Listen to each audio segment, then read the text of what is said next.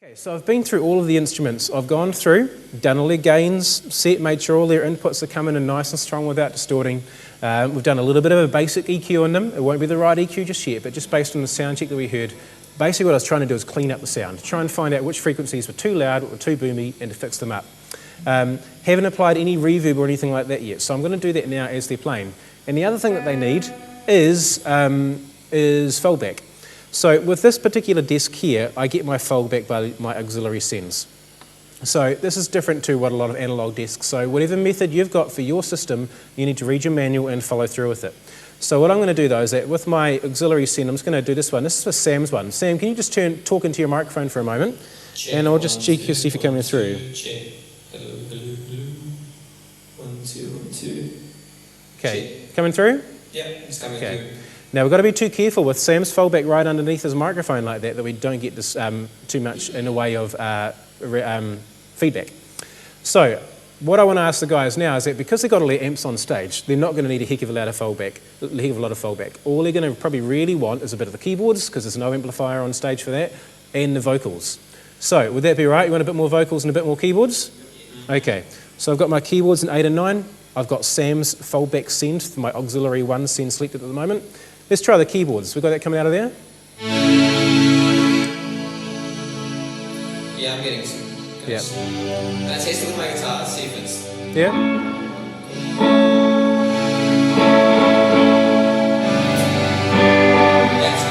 Okay. Right. What I also need to do is I need to also tune up for the other fallback speaker. And this is the beauty of auxiliary sends, is that we can do a different mix. So now I'm going to select my auxiliary 2 send, which is what we've got over for the bass player and the keyboard, and I'll do the same thing for them. So Sam, if you want to just talk through there. Check, 1, 2, 1, 2, check, check, check. So I've turned him out of my front of house, I've pulled him down. 1, 2, 1, 2, 1, 2. And we've got it from there. Check. Now let's try our keyboards.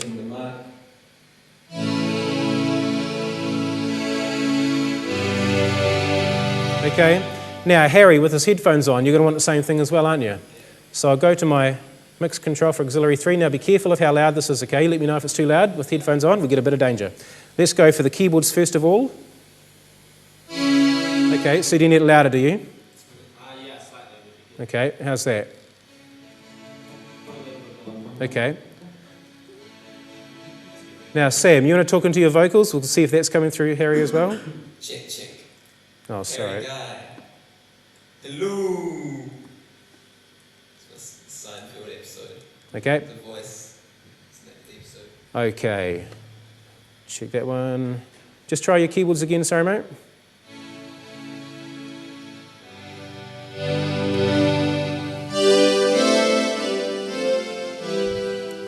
Okay, now the other thing we want to do is we want to put a bit of reverb on the vocals. Now, if you've got a separate analog mixer with a separate effects unit, this is where you would employ auxiliary sends again, but instead of sending your auxiliary signal to the fallback, you'd send it to your effects unit. But because this is a digital mixing desk, I've got the beauty of having effects built in. So at the moment, I've got my reverbs all set up on my effects A and effects B. So I'll go to effects A, my reverb, and we'll put it on the vocals on channel 8. So Sam, just want to talk for a moment? Check, 1, 2, check, 1, 2, 1, 2. Make it real dreamy. Oh yeah, like that. That's cool. Okay, bit of delay, and you want some delay? Get some tap tempo delay up in it. Yeah, this is tap tempo. I think this one I can tap it in. Sweet. So you want some delay on the keyboards as well? Yeah. So just try that then. Let's see what that sounds like.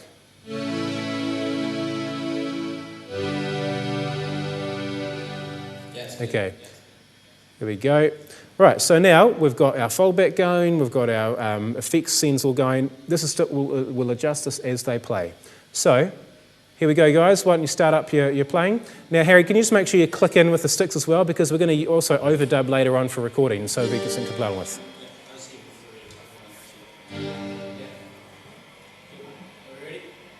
Yep, go for it.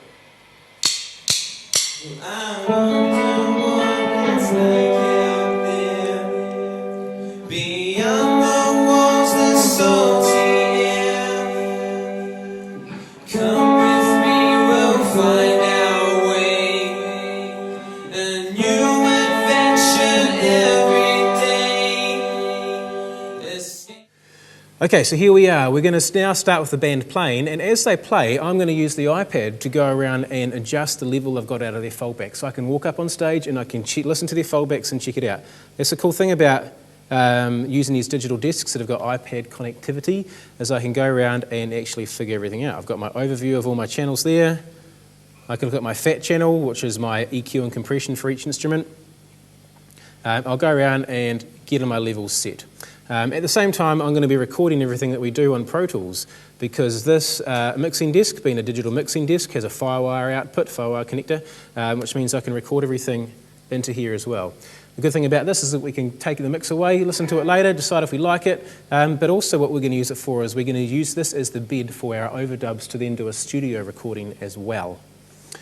Okay, so as the boys also play, I'm going to go through and perhaps apply a bit of compression. I know the guitars might need it because there's quite a bit of difference when they go between their undistorted sounds and their distorted or fuzz sounds. And so through the front of house, I want to even up that difference so it's a more constant sound rather than being quiet and suddenly loud, then quiet for the verse and loud for the chorus. I'll use a compressor to take down the loudest parts so I can turn it all up again and make it an even sound. Okay, thanks guys. Harry, you want to count it in and go for it?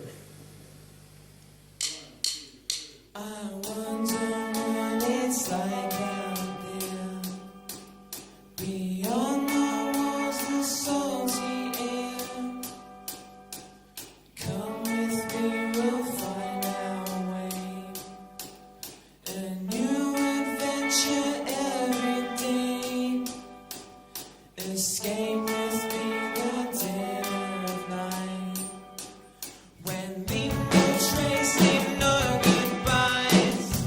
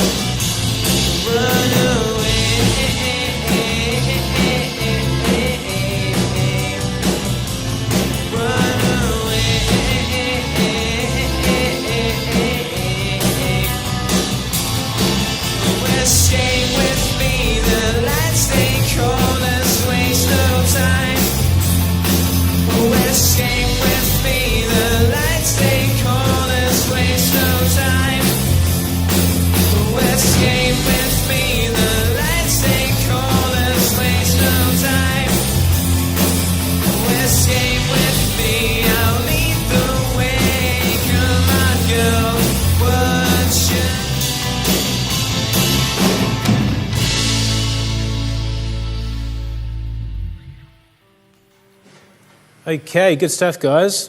So what we had going on here, you might have seen me playing around a few different things while they were playing.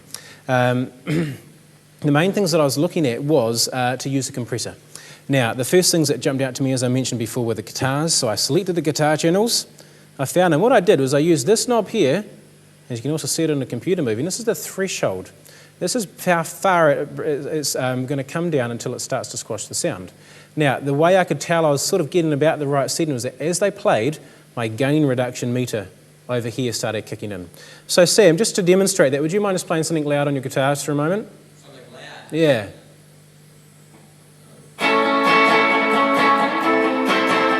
Where is it?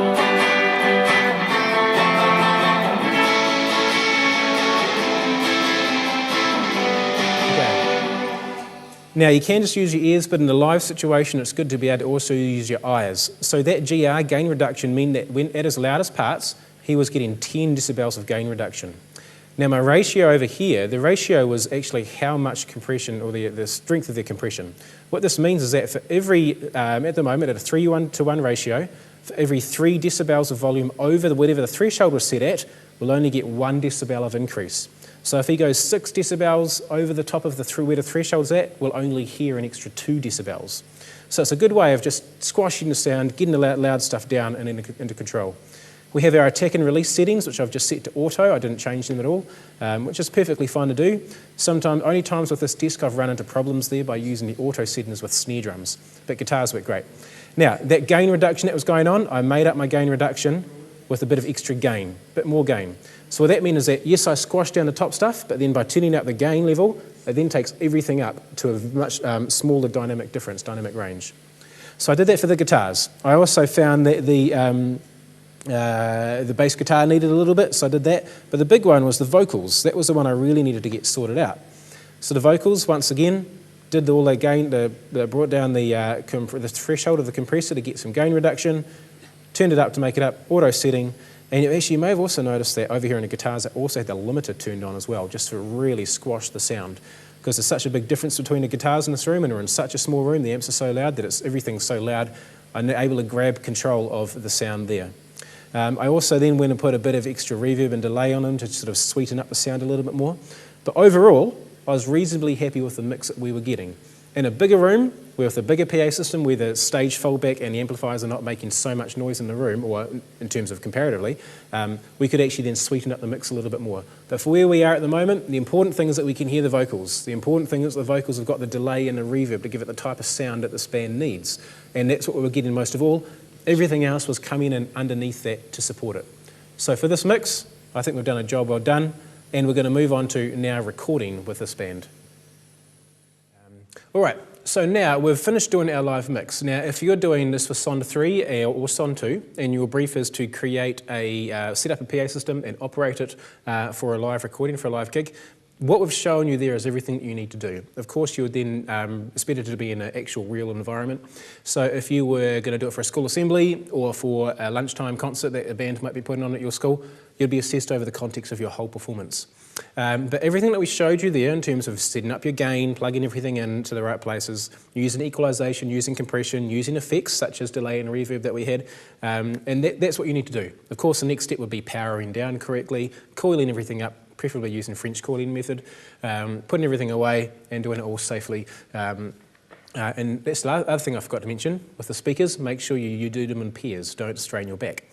But anyway, what we've done now is that because we've got the ability in here to now start recording with this digital disc, I've gone and set up the drums, as we see Harry over there now on the drums by himself, and we've set up some extra microphones. We've given him a microphone on the bottom of his snare drum. We've given him a room microphone as well. And so we're going to be able to actually capture a better drum performance now. The problem with the last tracks would have been all the leakage. All the drums were picking up all of the guitars, all of the foldbacks, all of the front of house speakers, all of the bass, all that kind of stuff. Now we're going to have Harry play along with the recording that we just made before during the live performance, and we're going to re-record all the drums, and this time they're going to be clean without any of the leakage, plus some extra microphones to give it a bit of extra ambience if we want as well.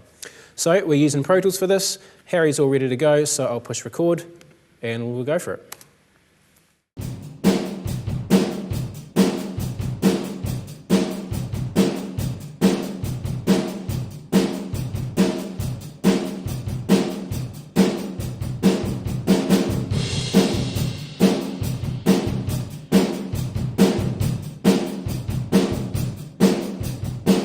Okay, so Harry has just recorded his drum overdubs for the track that we played live earlier on, which we made the recording of. Now we've got it reset up so that Sam's going to now play both guitar parts. And we've got it set up as I originally wanted to have it before, but we ran out of channels, was the Royer mic here, which is our ribbon microphone, and then also our SM57. Now remember, the Royer gives us a nice full, round, warm tone, and the SM57 will give us a whole lot of bite. So keeping in mind our discussion we had earlier about phase, I'm trying to get the microphones as close together as possible so that they pick up the signal together. If I find I've got some phase issues later along, I might need to actually adjust one of them inside the Pro Tools with a delay plugin or just by moving the waveform. Okay, Sam's all ready to go. We were thinking of doing a room mic as well for him, but it's probably not too much point. We'll probably get the sound that we're after just from these two microphones. So Sam's got the headphones on. We're going to play back the tracks from Pro Tools that we had earlier on, and he's going to play along with it. But now we're going to capture the guitar sound without any leakage from any drums or anything else. Are you ready to go, Sam? Yeah, I'm good. Cool, here we go.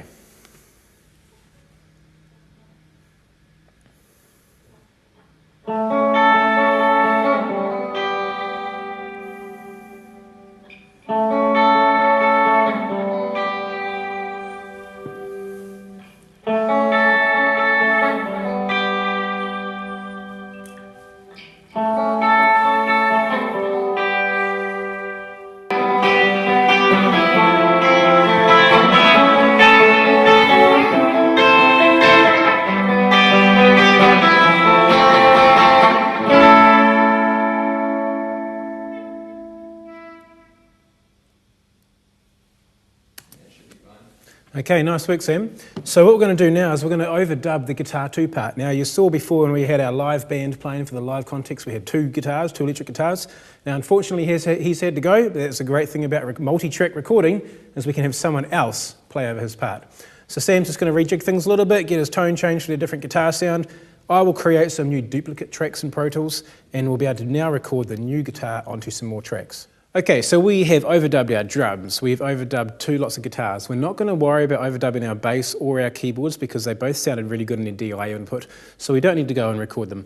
There's a possibility we might have wanted to redo the bass and use the amp sound from a microphone, but actually the DI sounds pretty good, so we're going to stick with that. So on to vocals now. Now we've got Sam here about to redo his vocals, and he's going to go into an Audio-Technica 4050 microphone. This is a condenser microphone, and it's a side address microphone, which is different to the ones we saw before. Clever thing about that microphone is you can make it omnidirectional, you can make it figure eight bidirectional, or you can make it cardioid. We've set it to cardioid because we want it to pick up the sound of Sam in front and reject behind. Now this thing here is a reflection filter from SE, I think is the company. Now what this is supposed to do is to get rid of the room tone, get rid of our room tone. It's supposed to give it a dead sound, a drier sound, which will make the vocals better. If we were going to do this properly, we should probably be having a big duvet or some kind of big heavy materials thing behind Sam to try and get rid of the reverb that was naturally in this room, to try and dampen it down. So having something behind Sam would actually be a lot more effective as well. But we're going to go with this is what we've got now. We notice that the microphone is inside this thing here called a shock mount. Now the idea of this, it's got elastic in there. Anytime if someone kicks the microphone stand or something happens, the vibrations won't pass through to the microphone. We also have this thing up front called a pop filter, so any of his P's and S's and all that kind of stuff won't get passed through to the microphone. It'll give it a cleaner sound. Generally for vocals, we want to go for maybe about a foot away from it. If we want a more intimate sound and you want to make use of proximity effect, which is where the closer you get to a cardioid pattern microphone, you get more bass. Sam could do that as well. So if he wanted to get a little more of a richer lower end in his voice, he could lean into it. If he wanted to get a drier sound, a more even tone, then he comes further away from it. We're going to start off here and see how it goes. Now, if you follow me around here, what we're going to do first of all is play the chorus section, and Sam's going to sing over the top of that. For a couple of things. We want to make sure that his headphones are the right volume, and we also want to make sure we've got the right kind of gain. I've just done a basic gain setting so far for Sam. He's here on channel 3 at the moment. And so when he's singing full on, I want to make sure that we've actually got it not too loud and that it's not going to distort. So Sam, I'll just drop you in around about a chorus section and we'll see how it goes. What you say? Run away.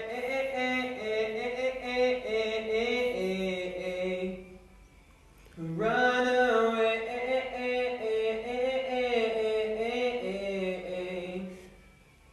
Run away.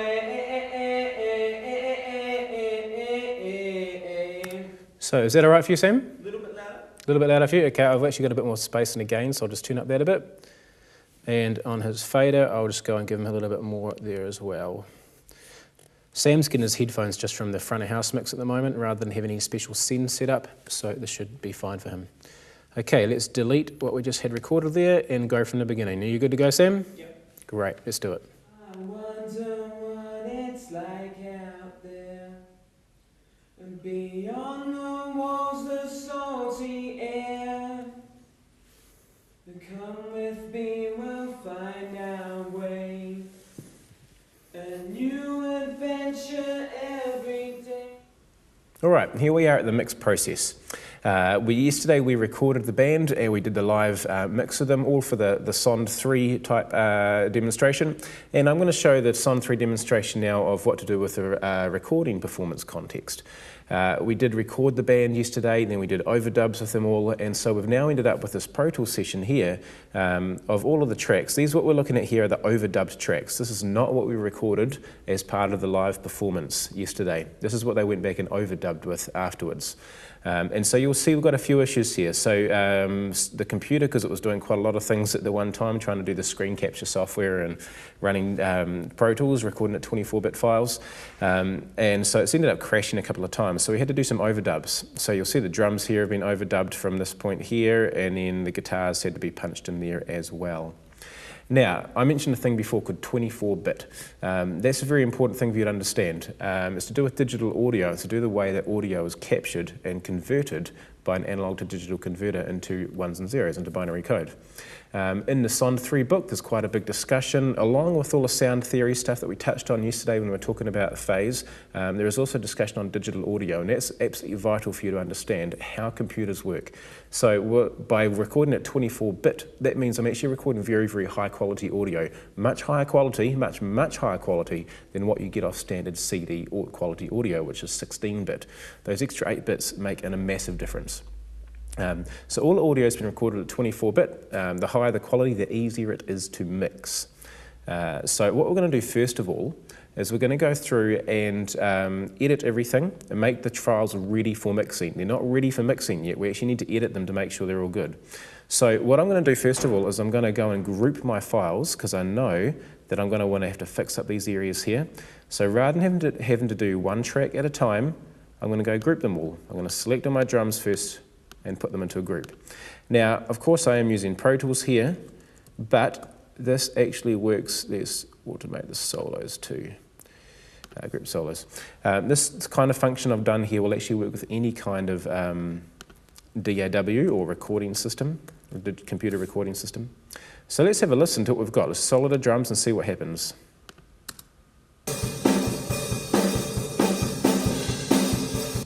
And here we come to the overdub. At this stage, Harry was listening on to the pre-recorded tracks, and then he comes and joins it in again in a moment. So he gives us a nice strong downbeat, so let's see if we can just line it straight up with that and see what happens.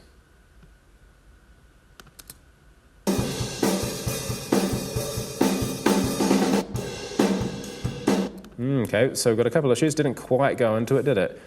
Let's see if we can just tighten it up a little bit more.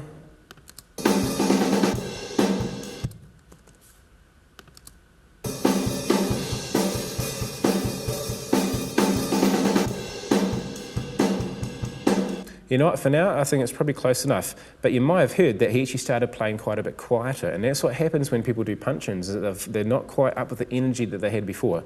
But so what you could do with that, you could automate the volume, and so make the volume go up. But a feature with Pro Tools that I'm going to use here is this clip gain function, where I'm going to click on that and just make those tracks go a little bit louder. What I can also do is I can do a crossfade between them.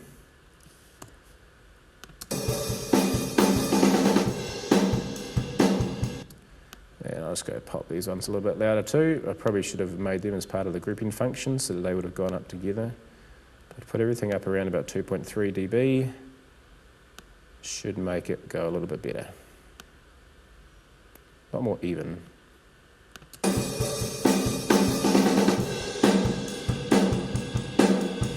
Okay, we've got to do the same thing with our guitars. Let's go and group guitar 1. and GAT2. Why we do GAT as an abbreviation, I don't really know, but it'll work anyway.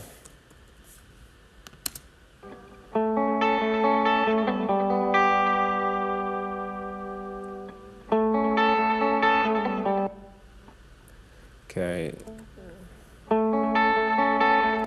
Let's see if we can get this right up to there.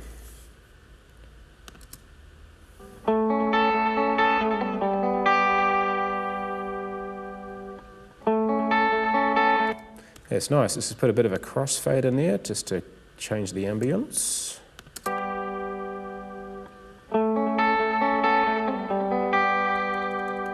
Okay, that's good. Now, if this was a really in-depth recording project, I would go through and I would re-record things if there were mistakes, if there were things that weren't quite recorded nicely in terms of the microphone placement, or they were a little bit uneven in their playing, or there was out-of-tune notes, as we're probably bound to find there are some. I would go through and perhaps re-record those, or I would fix those. If you need to see more in-depth editing techniques, then we do have my DVD of the how to record, which you'll see on the learningideas.co.nz website. The DVD is a really in-depth recording process, how to record, how to edit, how to mix, and it shows a lot of how to tune, how to fix up the timing of instruments, and it goes really, really in-depth editing. We haven't got time to do that here, so I'm just going to do basic fix-ups so we can get on to mixing. Now, my next thing I want to do is I want to delete all of the rubbish at the front. Now, you'll notice that some of the tracks look a little bit longer than the other ones, and this is because we decided not to re-record the bass or the keyboards. They were both being recorded by DI boxes, so there was no problems with leakage. They didn't have any microphones on those instruments, so there was no leakage issues.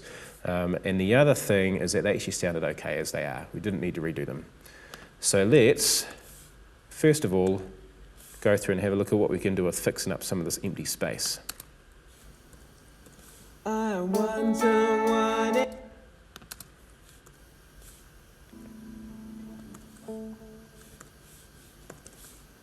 I wonder what it's like out there. Okay, so we have guitar and the vocals at the beginning, so we'll just go and delete them. Get rid of that stuff again in a moment. I wonder. Let's take it right up to there. And on the front of the vocals, a little bit of a fade in because we hear the room noise coming in. I wonder. Guitar, take it right up to there, and a fade in. I wonder what it's like out there. Next guitar doesn't enter till there, so we'll do the same thing again. And we'll get rid of part of the bass track while we're at it.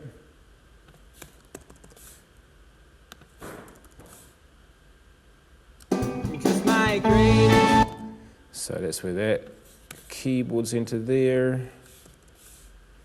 And same thing with the bass here too. Otherwise I'll just quicker that way. A little bit of a fade in. Now by doing this, by cleaning everything up, it's actually going to make the tracks easy to mix because we know we're not going to have any extraneous noise happening in there. No people talking in the background, no headphone leakage, any of that kind of stuff. Let's see where the drums come in. I don't think we need to keep any of that hi-hat tapping that Harry's doing at the front there. I think that was just to keep the guitar in time as they were doing their overdubs. So let's just get rid of the drums right up to there and fade them in.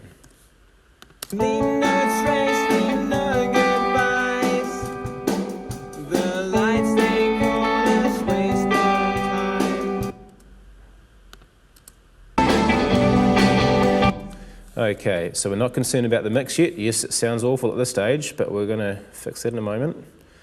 Let's now go and look at what's happened at the end.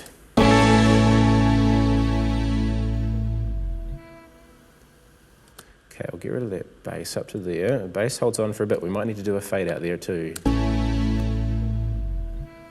Let's see what's happened with these guitars. Bit of a funny guitar note on the end there, as he wasn't quite holding his fingers on too strongly. So we'll just go and delete that off and fade it out. Yeah, a little bit of it there, but it hopefully won't get noticed. We'll check it later. Try these other guitars.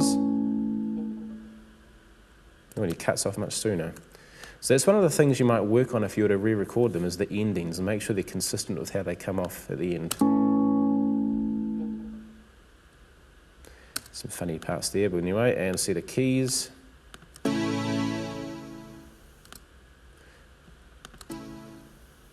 A whole lot of funny noise from the keyboard there. It sounded like the DI box wasn't set right for it. We probably needed to do the ground loop switch on it to fix that.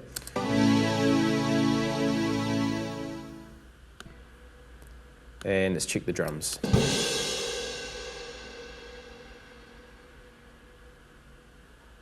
Bit of extra tail off there, so we'll do that, and a gentle fade out.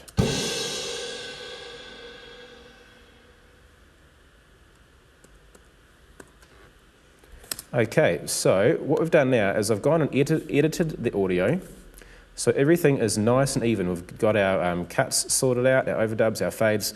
What I'm going to do now is actually prepare it even more for mixing. I'm going to select everything, and I'm going to consolidate all of the files. What this will do is make everything the same length. It's going to write new audio files. So we'll let this render. While this is rendering, I'll explain what's happening. It's going to take everything that's there and it's going to generate new audio files all exactly the same length. Now the good thing about this is now I could actually export these to give to another mixing engineer if they wanted to mix it for me, or if I want to now share it with you guys, I'm probably going to be able to upload these to the internet so you can download them all. If I tried to export all of the individual tracks as they are, everything would actually not sync up right when you import it into your DAW or your recording system, because you see the kick drum is starting way after where the guitars and the vocals are. So this whole process of rendering is going to go through and make everything exactly the same length. So let's let Pro Tools do that and we'll come back to it when it's finished. All right, as we've seen now on Pro Tools, we've got nice tracks, all the same length. We don't need to worry about any of the silence there because absolutely nothing is there. We already deleted any extraneous room noise from the microphones that was there. What we see is complete silence there now. Everything is the right length, everything's all consolidated, no edits to worry about, no overdubs, exactly as we want it. So now we can start the mixing. Now before I do that, some little pre-tasks that are really, really helpful.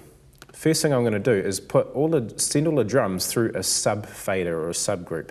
And this will actually help me to have an overall control of the drums. Because once I get my levels of the drums, the relative levels of all the microphones set, what I can do with this is actually then control all the drums with just one fader. So I'll set this up. Now to make that work, I'm going to use buses. Now that's the same as auxiliary sends. We've been dealing with auxiliaries in terms of the live performance environment with a live console. They call it auxiliaries. Inside a recording system, they call them, in this case, buses. We're going to send it to buses, and then we have auxiliary channels that it goes to.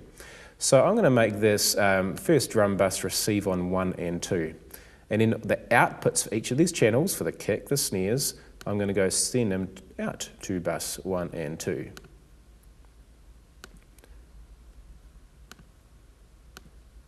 Here we go, just quickly get through this.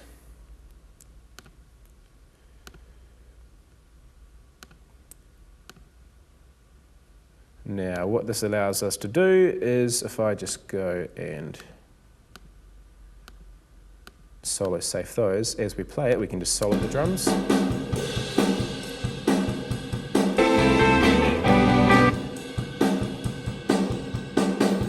Okay, it gives me control over it. Next thing I'm going to do is to do the same thing for each of the guitars. Put them on their own guitar 1 sub, and this is going to have a different auxiliary bus. It's going to go 3 and 4, bus 3, 4, and bus 3, 4. So for each of these tracks, instead of sending these ones here straight to the main output track or the master fader, I'm actually routing them into the auxiliaries, and the auxiliaries are going to the master fader. Now we've got the same thing with the next guitar track.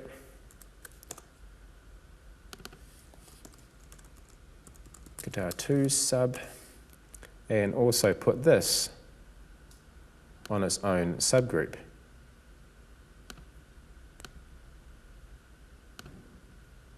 And then we have left over the keyboards and the vocals. A common thing to do if we had a bunch of back-end vocals would also to be subgroup them. Now you've also seen I've created already some other auxiliary channels, some reverb and delay. Now the good thing about these is that if I set up a reverb plugin on here, In fact, I'll come to this later. The idea is that I don't want to put lots of reverb plugins on each channel, because one thing that the computer will struggle with that, because it will mean that there's lots of reverbs operating. Instead, I can have just one reverb plugin operating, and I can route all the audio using bus sends, just like what I had, to that one channel.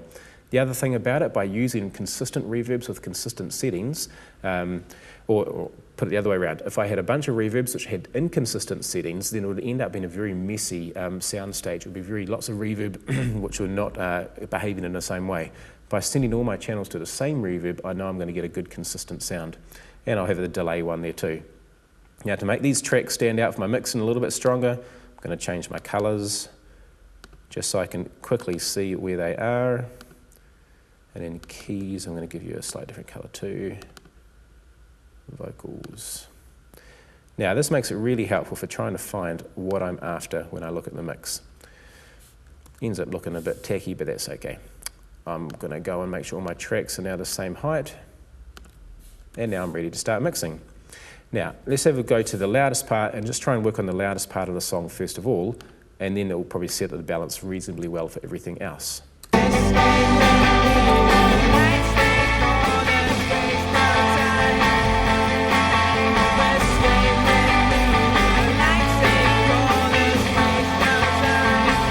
Okay, bit of a mess. What we'll do is I'm going to take everything down, and I'm going to start with the vocals, because that's my most important thing that I want to be able to hear, and I'm going to leave my vocals up at this level here. Best game with me, the lights they call us, waste no time. Okay, now I'm going to go and put my drums up, and then bring the level up of those. Best game with me, the lights they call us, waste no time. Okay, drums not too much of a problem. Let's bring the bass in now. Best game with me, the lights they call us, waste no time. Pretty good. Now I bet I'm going to find my issues with the guitars. Best game with me, the lights they call us, waste no time. Best game with me, the lights they call us, waste no time. Best game with me, the lights they call us, waste no time. Best game with me, yeah, we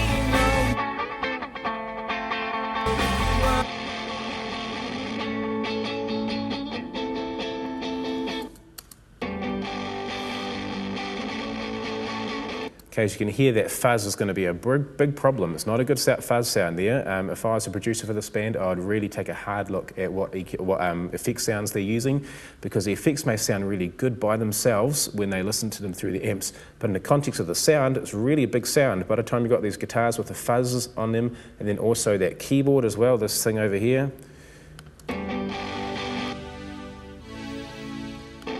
they're all occupying the same frequency range, which also happens to be a really important range that the vocals is relying on for cutting through. So before you actually even end up doing a good mix, you should actually perhaps look at the arrangement first, to look at the types of sounds that are being used and when they're being used, and get all that sorted out, and that will make mixing a whole lot easier. In the end, I'm going to have to end up being a bit of a producer for this band. I'm going to have to try and cut sounds out that I don't like, which may or may not work, may compromise the track. This would be a good opportunity to perhaps to bring a guitarist back in to re-record it, but I don't have that opportunity today, so we're just going to try and make the best of it. So first of all, we've looked at our balance, got a really rough balance going on here, and I'm now going to pan things to try and create a bit of space with panning. best game with me.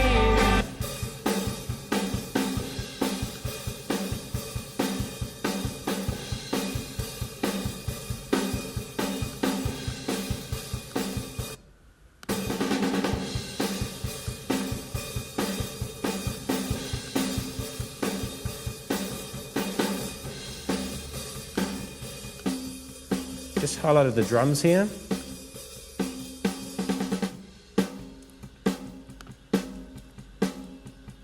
A really common thing, if you're going to use two microphones on the snare drum, one on the top and one on the bottom, you need to invert the polarity of the bottom one.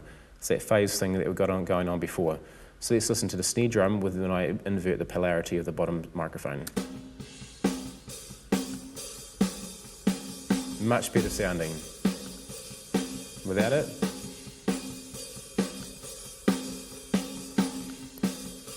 much better sound.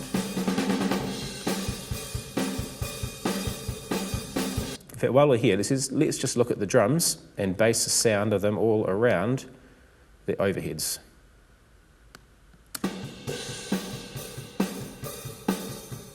Did the wrong one before, didn't I? Bit of room. Kick. Top snare. Bottom snare. Okay, rough balance working out pretty okay there. Now you might notice that I'm actually mixing at a really low volume level. This is really important if you're planning to mix for a long time. Do not mix loud. Mixing loud will make you do dumb decisions about what the quality of the mix is. You will make much better decisions as a mixer if you mix at a quiet level. Do not mix loud. Even hard rock mixing engineers will always mix at a very low volume level, and they'll turn it up every now and then just to check it. But do not mix at loud volume levels because you will stuff your ears and you'll make bad decisions because you'll tire your ears out. Right, let's have a listen to it all and continue balancing and panning.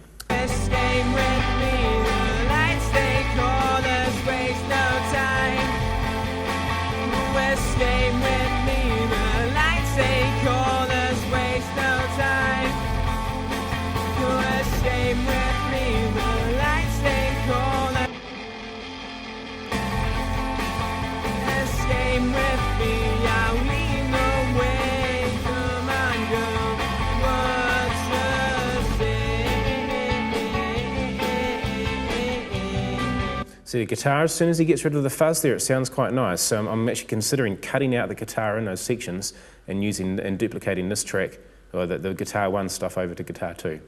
Anyway, I'll carry on with the balancing.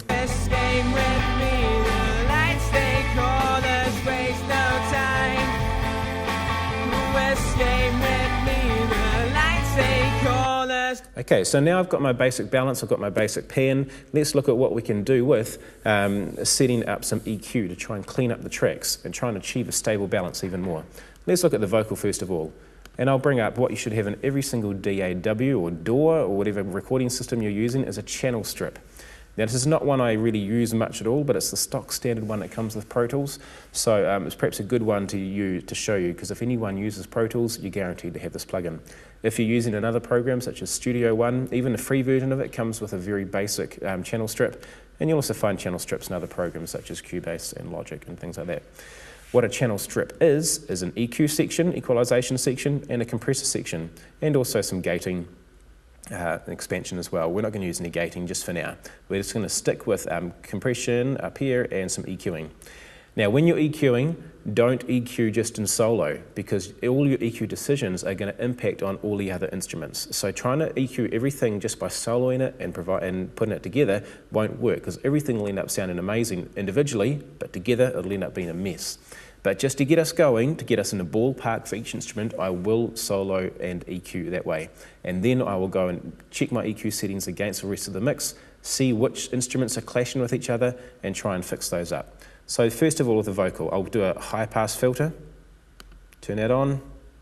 This game with me, the lights they call us, waste no time. Get rid of any potential low in the room. This game with me, the lights they call us, waste no time. High filter 2 perhaps. This game with me, the lights they Okay, that made it a call bit dull. us, waste no time. A bit dull there, so I might take that off. This game with me, I'll lean away. Now let's a bit of a funny nasal sound going on there as well, so I will find that where it's at its worst and then I will cut it. This game with me, the lights they call us, waste no time. This game with me, the lights they call us, waste no time. Right about there. This game with me, the lights they call us, waste no time. Just evens it out a bit. This game with me, I'll lean away. Come on, girl, what you say?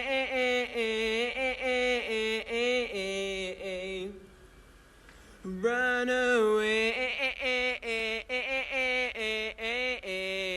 Now, what I'm finding from this is it's cleaned up the track quite a bit. So let's listen to it with and without it. This game with me, the lights they call. Without it, the EQ on, it's quite muffled. This game with me, the lights they. Now we're a whole lot cleaner, and that's what we were after. We're after balance, we're after evenness, we're after cleanness at this stage. I'm going to actually provide a little bit of colour. I'm going to put another EQ in it and try and see if I can make the top end a little bit sweeter. As you can see, I've got rather a lot of plugins and EQs in here, which I don't recommend because it gets confusing.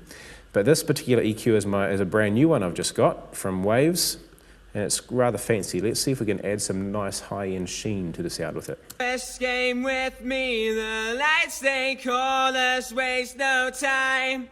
So what I'm doing here is I'm choosing 12.5 kilohertz, and I've given it a 4 decibel increase on a shelving filter. This game with me, the lights they call us, waste no time. It's just recovering a little bit of the high end that we didn't have in there. It was a little bit dull. This has actually given us a bit of clarity at the top end. This game with me, the lights they call us, waste no time.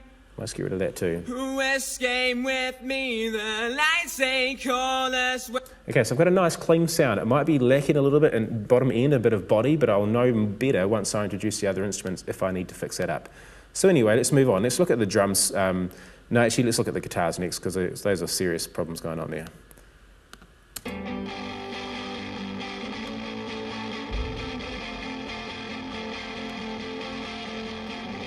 Let's put our high pass filter in.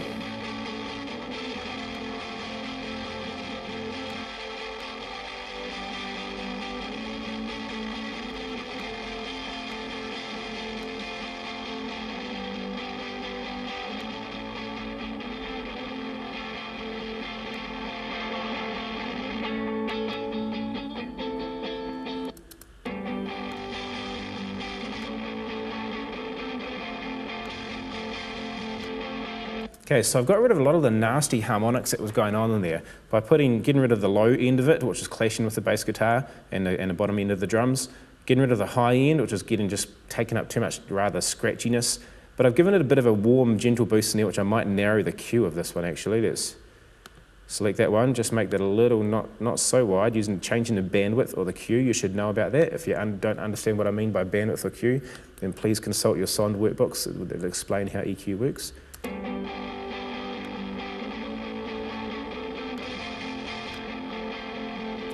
So I've just reined it in a whole lot more. Let's look at the other guitar.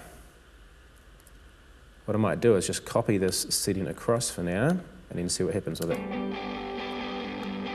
Of course, we can solo it.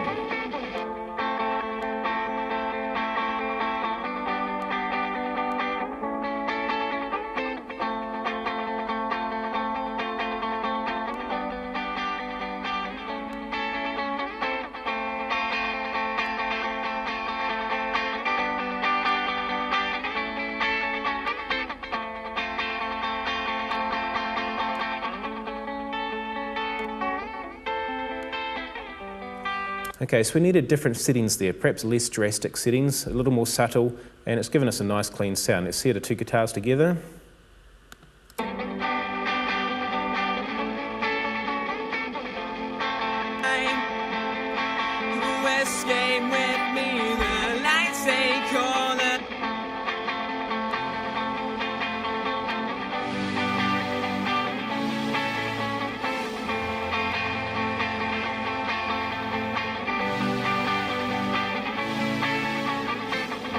Okay, now the keyboard I'm going to just try and give that a whole lot of high end. We don't need anything in the middle with it, and I'll just do the EQ of this along with, let's see if we can change to high shelf. Perhaps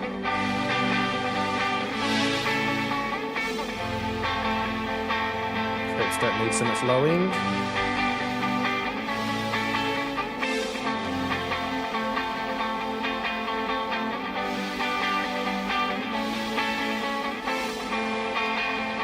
There's a special effect for that one later. I might put some distortion on it to dirty it up a bit, give it a little more character, because it's a bit bland there, particularly when it's trying to compete with those guitars. Anyway, so let's just move on. We're just going to go really quick. Let's look at the bass now.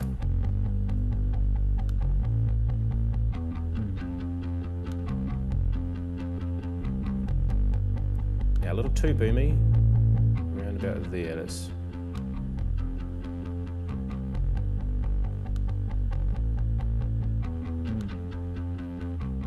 I'm going to just go with that for now.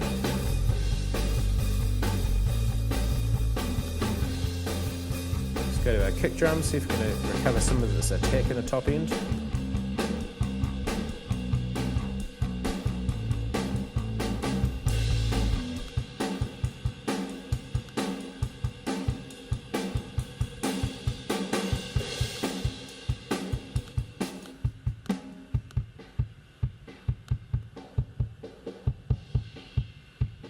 I want some of that, but I don't want that sound there.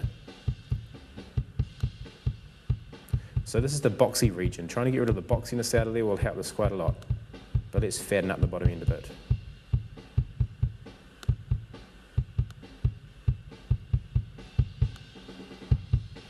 Check that against the bass. Cool, see the snares. Now I really would like some high-end sizzle on this bottom snare.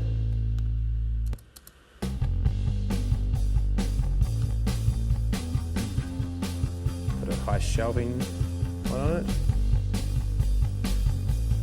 Yeah, all that stuff there. That'll come out better in the mix once it's compressed a bit. Now on the snares though, we will do a high pass or a low cut. Cleans up the bottom end, and we'll copy that setting across over to here. We don't need that, but we can get rid of.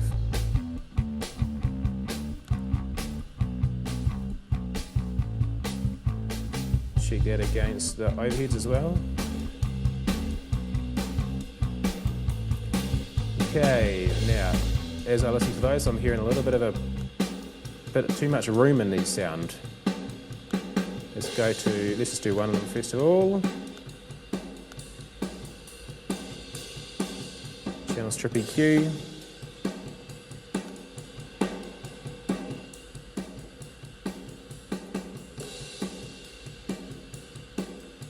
In fact, to find this one, I'm just going to go to a one band EQ for now.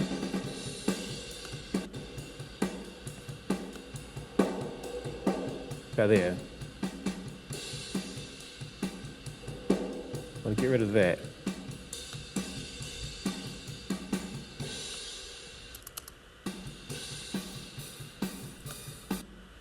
So what I'm going to do is I'm going to probably go and put this on, obviously that other one, but also over on my these guys here, and I might see if I can get rid of this room tone a bit. It's probably going to need to go on over here too on the guitars. Anyway, I'll check that later. It's dangerous just to chuck EQs on without listening to it, but so I'll double check that in a moment. Okay. Let's try against the other drums.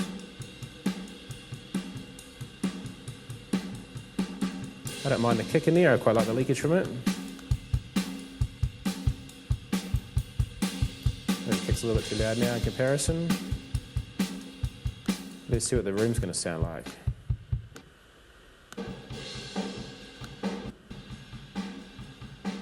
Put that EQ on the room sound as well. Let's go to our channel strip and just get some top end out of it. Shelving. Okay, cool. Guitar's too loud, keyboard's too loud.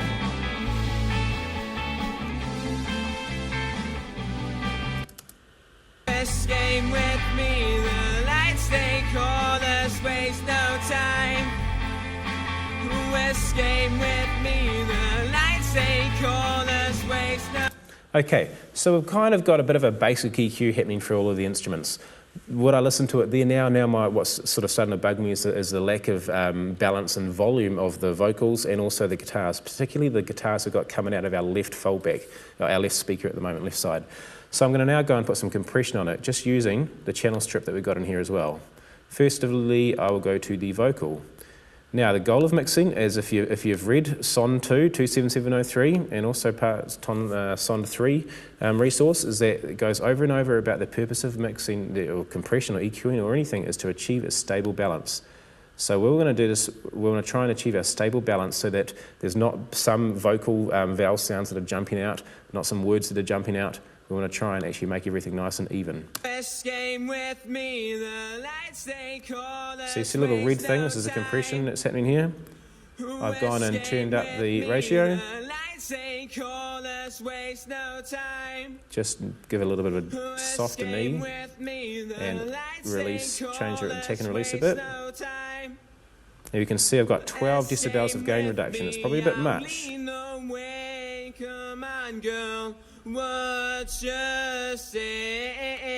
recovery, I did what we've lost. Run away.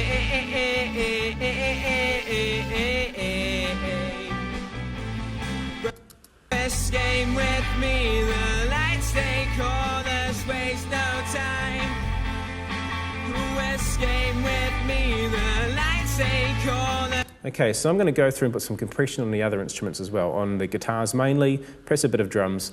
Don't overdo compression, you can ruin your tracks by putting too much on, but for a pretty full-on rock song like this, it probably does need quite a bit. So I'll do some more compression and come back to you in a moment. Alright, I've gone through and I've put compressors on everything else. Now, you can probably see by the amount of plugins that are now adding up, and we've actually got quite a few compressors going in some places. Now the vocals, what I've done is we've got our channel strip compressor here, but I've also gone and added in our EQ we've got before, but then this one here. This just really just gives it extra body to the sound. It kind of gives it a nice ambience around the sound. This is actually a type of compressor. It's got different controls to everything else, but it's one which I came across recently and I really enjoy. It's one called the Cush, I'm not sure what it's called, UBK, there we go, UBK-1 from a company called Cush. So that's just given the vocals a little extra lift as well. So two compressors can often work better than one. Rather than using extreme settings on just one to try and get what you want, try and use more gentler settings but use two compressors, and that can often be a better way of doing it. I've also found that the bass needed it too. Got it some limiting on it first of all. Then we've got our compressor that we had before, and then I've gone and put the UBK in it as well. That's what it's without it all. There's a lot more definition. And we've got our drums too. I've gone and used a bit of extra stuff with our room one to try and make our room one sound a little cooler. Okay, so compression is trying to bring it all together. It's sounding a little more all together. We're not quite there yet, but it's not doing too badly.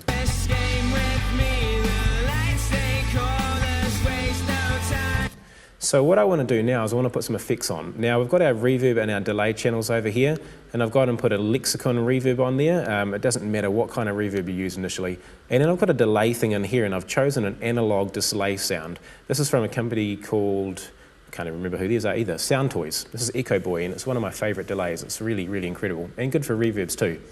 Lexicon is a famous reverb company, and this is actually running off the UAD recording or processing platform at the moment. And so on these auxiliary channels, I've set them up. Their inputs are gonna, this one's bus 11 and 12, and this one's bus 13 and 14. It's because these are stereo auxiliaries, which is why there's two numbers for it, 13 and 14. So what I can do is I can go and apply the vocal sound to these effects by using sends. I go down to this area here, which is my sends area. I'll choose the 11 and 12, which is our reverb one, and see what happens with it. As I turn the fader up, which is sending the signal from here, from our vocal channel, our pink channel, over to our green lexicon reverb channel, we saw the level here go up, show that it was receiving signal. Dry.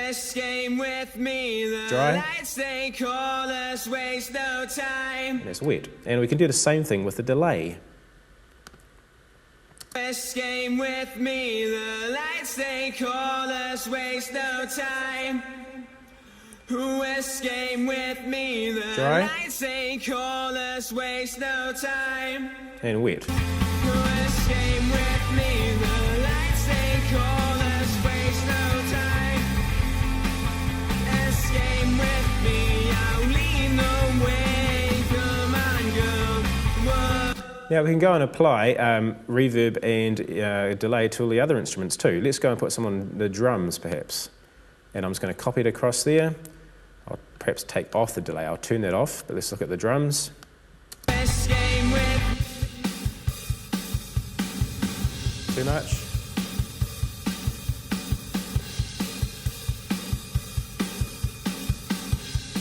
And that'll be fine. Bit of bass.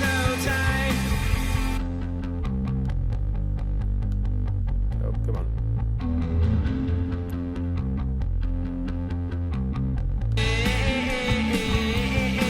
Guitars.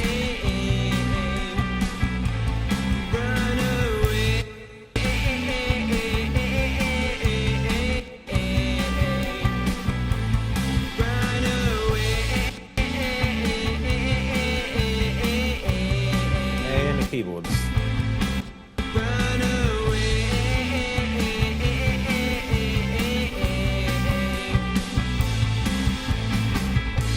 Now, I wouldn't usually put this much delay and reverb on tracks, but I know this band really likes to drench their sound in it and go for that kind of old style surf guitar sound. So I've put quite a lot on. I might pull it back later on.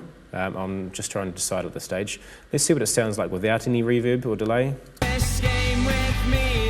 Now with it.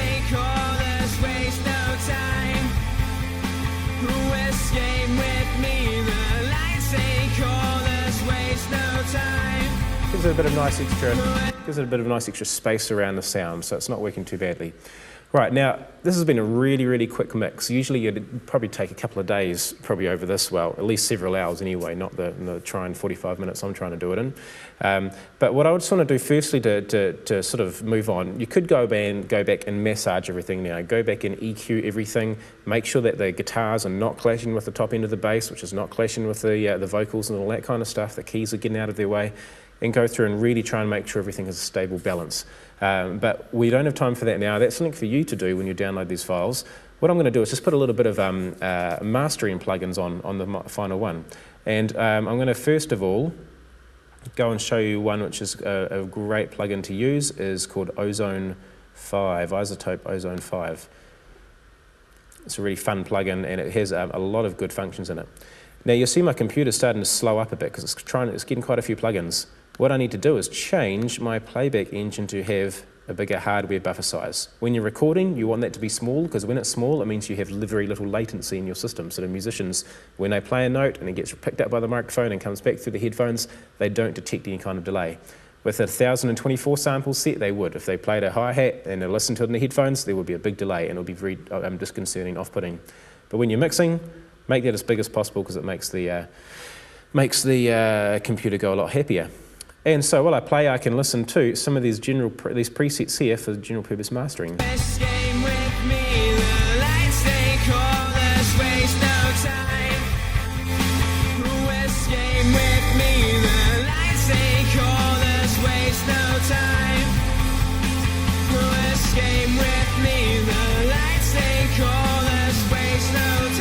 Now, usually you'd never mix from presets. If you just try and use presets all the time, nothing will work. But they're a good place to start from, and then you can adjust them.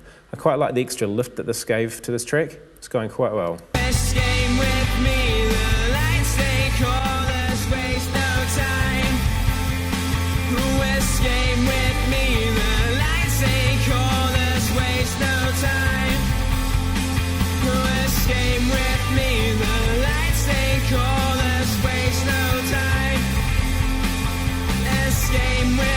Last couple of ones I want to show you are some really fun ones from a company called Slate.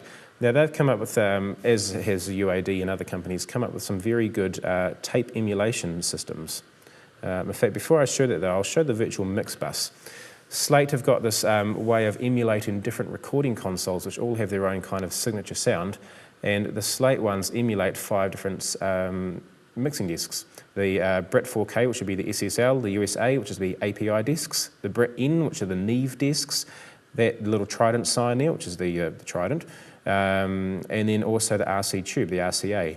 And these all have very subtle different sounds to them. And I really like the Neve one, so I'm going to put the Neve one on my master bus to make it sound like it's going through the master bus section of a Neve. Best game with me, the lights they call us, waste no time.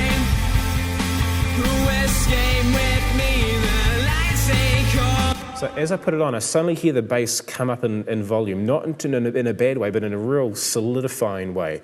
Suddenly, where it was a little bit weak in the bottom end, it's now actually filled it out. Not made it too loud, but it's now a whole lot fuller, which is just amazing. It sounds great. This game with me, the lights they call us, waste no time. Who escaped? And what you can do is that you can actually go and put one of those plugins on at the top of each channel, and it will actually make it sound like it's going through the channels of the desk as well. And what's even cooler about that is you can actually decide that different kind of consoles are better for different instruments and different styles, and you can make it sound like it's going through a bunch of different consoles. So you could use the SSL for all of your drums, you could use the Neve for your vocals, you could use the RCA tube disc for all your guitars. So you can actually really tailor the sound really amazingly. Also what we've got is you can make it sound like that everything is going through a tape machine.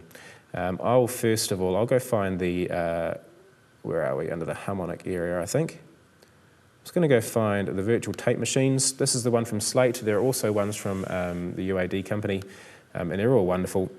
And you can have it type of tape machine, a 2-inch 16-track machine, which would be you'd put that on each of your individual channels for tracking, or a 1/2-inch 2-track which would be mastering, probably emulating an Ampex or something like that. This game with me, the lights they call us, waste no time. Who escape with me, the lights they call us, waste no time. Who escape with me, So I'm just trying to reduce the amount of input going into it so that it's just hitting the reds. Now, because this is emulating an analog piece of equipment, it's okay to go into the reds. It's okay to let it clip a bit. It gives it a nice kind of warm sound. If this is purely digital plug-in, then no, it wouldn't be good. this game with me, the lights they call us, waste no time. Who escape with? Now, because we've got a bit of clipping at the end, I'm going to lock on a limiter at the end of it, and this is a good mastering limiter that comes from Slate also. This game with me, the lights they... Oh, you can hear my computer starting to break up a little bit with all these extra plugins going on. This game with me, the lights they call us, waste no time. Who escape with me, the lights they call us, waste no time. Who escape with me, the lights they call us, waste no time. Now, putting more compression and limiting here could actually have a negative effect because I've already got the compression and limiting happening from the Ozone plugin. So I need to be very careful about it. I might need to go back and alter my Ozone plugin as well. But anyway, as I listen through to the track, I might decide whether it's going to work or not. Then this is actually now put in a brick wall limiter, so it's my master fader is now not hitting the reds anymore, which is what we don't want it to do. But anyway, let's try it from the beginning, have a bit of a listen.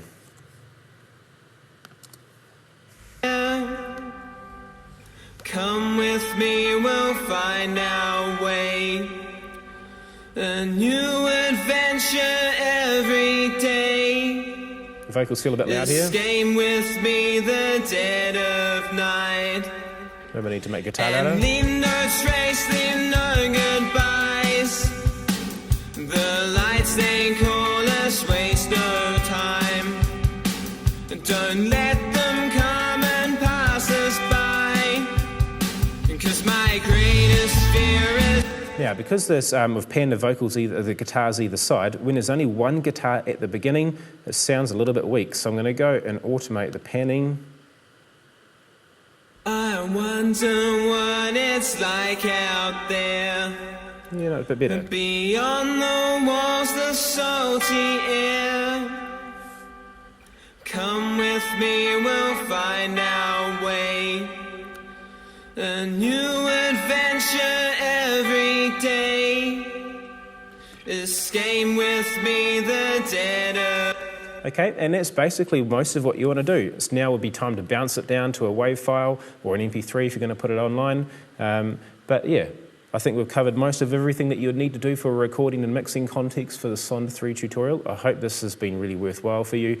The best thing you can do is practice. What I'm going to do now is, as we just listen to the song, I'm going to put the list of a few web links of a few really great resources where you can download multi-track recordings from online, from the internet, of some really high quality recordings where you can have a go at mixing. There's a few great resources out there.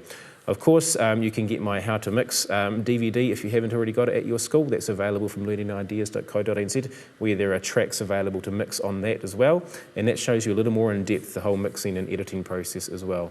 And then also, hopefully the tracks from this will be available for release as well, and there'll be more news coming about that soon. So anyway, thanks very much. Thanks for sticking with it. I know it's been a long tutorial, and so hopefully you've got everything that you need for completing the SOND 3 unit standard now, along with the workbook, of course, because there's a lot more information which I probably haven't talked about in the video that you do need from the workbook.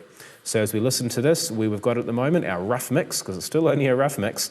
Have a look at the web resources, download them, and good luck.